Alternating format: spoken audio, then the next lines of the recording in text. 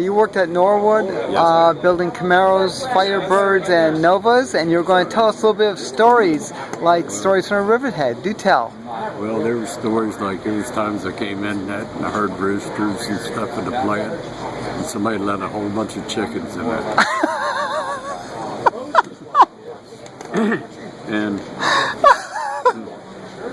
And another time I went into the plant, and the cooks and everybody in the cafeteria run all over. Somebody put a greased pig in the kitchen. Oh, jeez. Unbelievable. Now tell me, are the Coke bottles and sandwiches in the headliners true? I have nothing. I know nothing, but I was done on Fisher Body's side. I worked the chassis side. I heard a story about over there on the Fisher Body side where a guy put a string and a bolt. Every time you took a right turn, you heard a bang in your car. Yeah. And it took him forever to find out what the bang was. And he had a little note on it saying, "You finally found it." What were some of those chalk marks and stuff that you guys put on the cars? What was that all about? Oh, there were some people who like to put their initials on it. Oh, okay. There were, I don't know, people did it for different reasons. Bored out of your mind? Yeah. Well, yeah.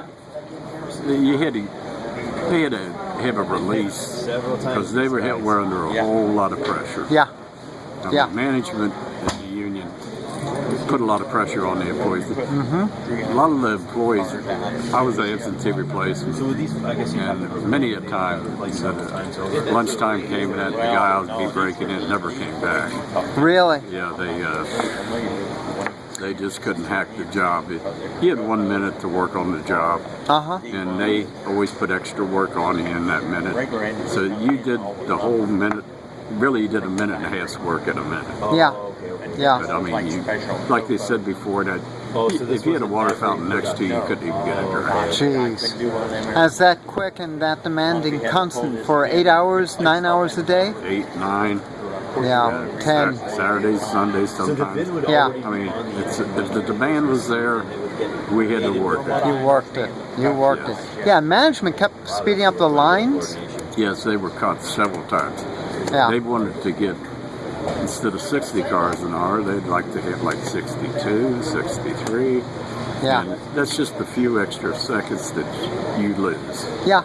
Well, especially when you're running so tight. If you have an operation which is scheduled for a minute and they're giving you 43 seconds, you got a major problem there. Yes. That's a 20% increase. Not all bolts and everything went in, if you think. I mean, there was like a fender drop job.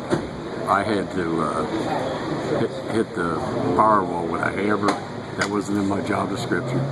I had to hit the brace so the fenders would fit.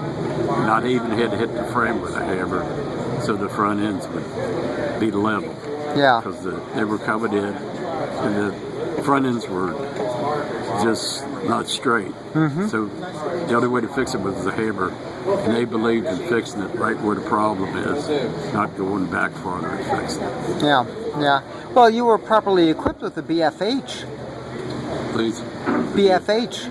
I don't know. Big hammer. Oh, okay.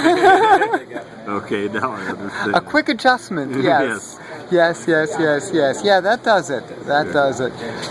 Remarkable. Again, thank you very much for coming out. Really appreciate it, and love to hear the stories from the line. Thank you very because much. you're the guys who really built this stuff. Yes, ma'am. So it was great. Thank you again. This is Pam from NortheastWheelsEvents.com at the 2015 GM Nationals and Car Wash.